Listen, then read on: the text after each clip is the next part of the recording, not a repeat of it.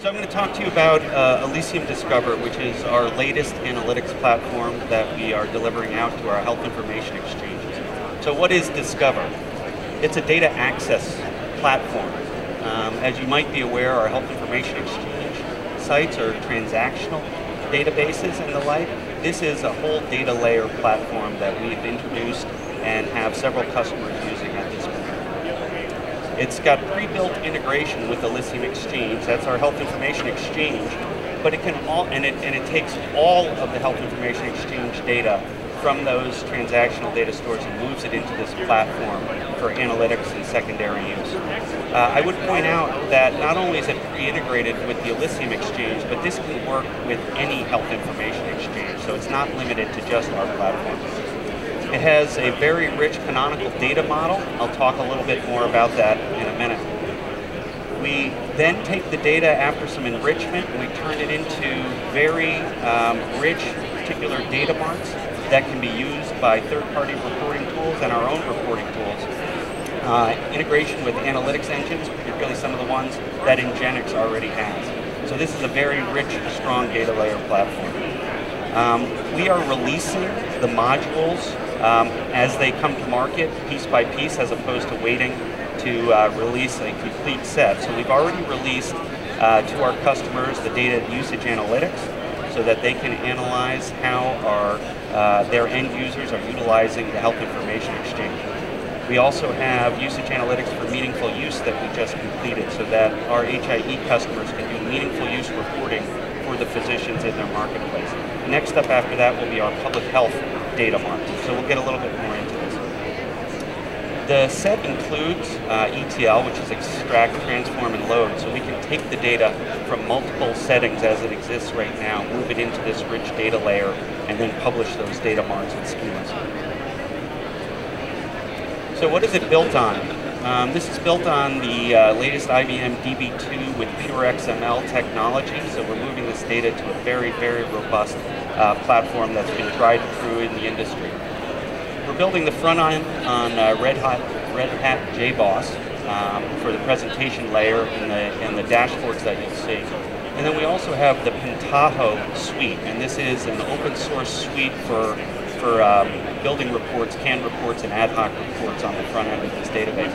Now that being said, you can use any of the reporting tools that you like. So if you're interested in using Oracle or Business Objects or Crystal Reports for that matter, as long as it is a standard SQL-based reporting tool, it will be able to make use of our data.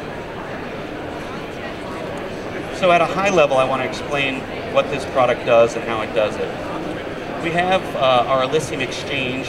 You may be aware we have 27 of these exchanges running in the country. Many of them are statewide exchanges or regional exchanges, and they have many, many different data sources and data flowing throughout the industry. We extract that data into this data Elysium Discover platform, but it's not just that data, it's also additional data that the platform can support and utilize. So claims data, practice management, financial data, patient cohorts, and the like are all assembled into this one data mart. And then you'll see that we also connect to that various analytics engines that can enrich that data. Going a little bit deeper into the architecture, so as you see, we take that data and enrich it in an internal data stage, and then we move it into the Ingenix canonical model. And I'll talk a little bit more about that in a minute, where that came from and what it's made up from. But then we enrich that data by going out to these various engines that we have access to in analytics through Ingenix that has been doing this for upwards of 15 years, a very rich set of data in their impact suite that can inform that. We then also go against rules that can be put together from other analytics and other engines. And then ultimately what we do is we publish that to marts. And these marts are specific schemas for use cases. And we'll talk about those marts, but I already said, for example, we have a usage analytics mart, we have a meaningful use reporting mart, a public health mart, more and more. Those schemas will be well known to the industry. So what is the usage analytics? This is the first mart that is out. Unfortunately, my co-speaker from Rochester, who's already using this, is here. I didn't see you come up. Thanks for making. This is just in time presenting. So in a minute, Laurent will talk about how our Rochester client is utilizing this data mart today in action. But basically, it gives detailed usage analytics on what the people, the physicians, ultimately patients are using the data for in that area, including web access, consent, document delivery, the response times. So we'll see that. The canonical model. So it's based on the Ingenix canonical model, which was founded on the Teradata model some 7 years ago. It's very well tested and improved over time. As I mentioned, we're looking at the most widely used quality measures, meaningful use first, but additional quality measures as we go on. It's got multi-level reporting, not just at the physician level, but also at the community level and at the organization level. Excuse us. The Impact Suite, if you're familiar with that suite, which is something Ingenix has been using for a long time within its customer base, it integrates with that to make use of those very structured rules and to inform our data set. And then, as I mentioned before, it also supports any third-party application integration to the layer. So think of it as a data layer with supreme analytics engines tied in.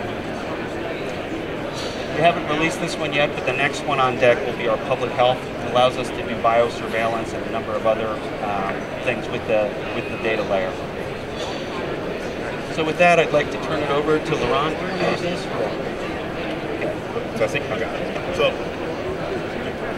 So to start out, let me just give a little background on the Rochester RHIO. What we are is a community-based health information exchange. We started exchanging data in late 2007. We were initially funded, and our initial capital came from our HIE grants, and that's how we really built the infrastructure and built the Elysium Health Information Exchange. And then what we're using from there as our sustainability plan is using our payers, our business communities, and our hospital systems, which helps fund us and keep money flowing and keep our sustainability going. So with that, we need that, and because we need that, we have to show community value every time. Otherwise, if we're not proving community value, we're really not. They're wondering why are we paying them, to keep going. Backgrounder: 1.3 million patients in the greater Rochester area, over 50 data providers, and over 1,000 users using our system. Physicians using our system. So with a hybrid federated exchange model, we really had to put the federated model in. Otherwise, we wouldn't get trust from our hospital systems who are using us. And you guys are going to understand kind of building a health information exchange. But with Discover, we get the best of both worlds because we get the community-based repository as well as the hybrid federated data model, and we get the ability to slice and dice the data so that we can generate reports in minutes versus days or weeks in some cases. But the bottom line is that we're using Discover to help enhance our community value. And we're looking at Discover right now for usage analytics, but we're going to definitely stack on to that with regard to ACOs and everything else that we're looking at to move forward. So here's just a few sample reports that we're doing currently with Discover. New York is an opt-in state, and it's actually opt-in by covered entity level. So it's a much rigorous opt-in model. So we really have to look at patient consent data all the time.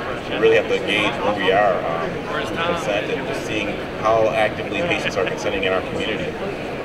We look at the patient VHR, which is a virtual health record. So we look at gauge how many times people are using the VHR for different things and how often. We saw a little decline in December. We saw a decline in December, and we figured that's because of holiday times and things like that.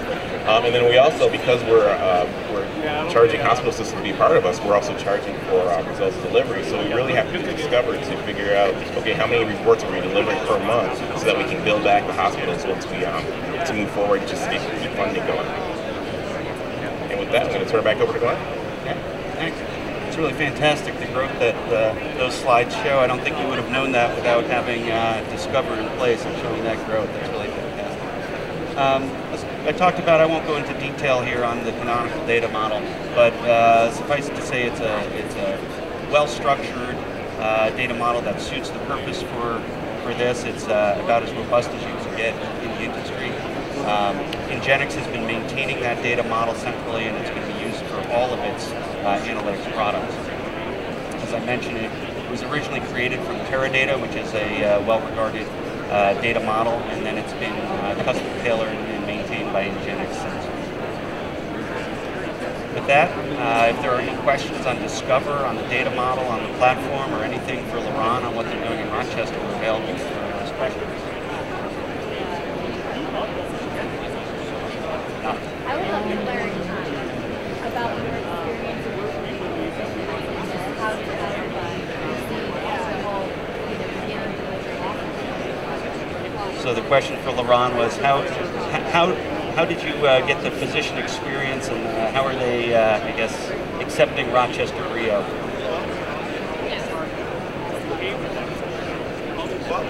You know, it's interesting. We drove adoption really by a couple ways. One, of course, the virtual health record. There's no other place in Rochester where you can get a complete medical record.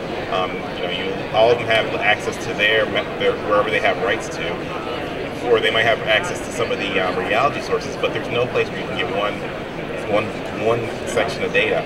So the virtual health record definitely drove physician adoption. And then we also drove adoption by helping fund EMRs. We got a New York State Health HIE grant to help physicians purchase EMRs, $6.2 million. And with that, we used it in, I think, a 10K match. So the physician paid 10K, we paid 10K, and they were able to purchase their initial EMR investment.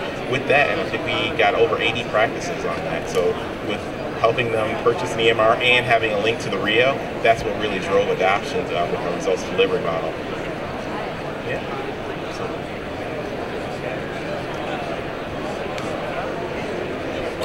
If there are no more questions, thank you very much for attending. Thank you so much, and also just a reminder that at 5 o'clock today we will be holding our drawing for the Apple TV Digital Media Extender, and you've all been entered into it.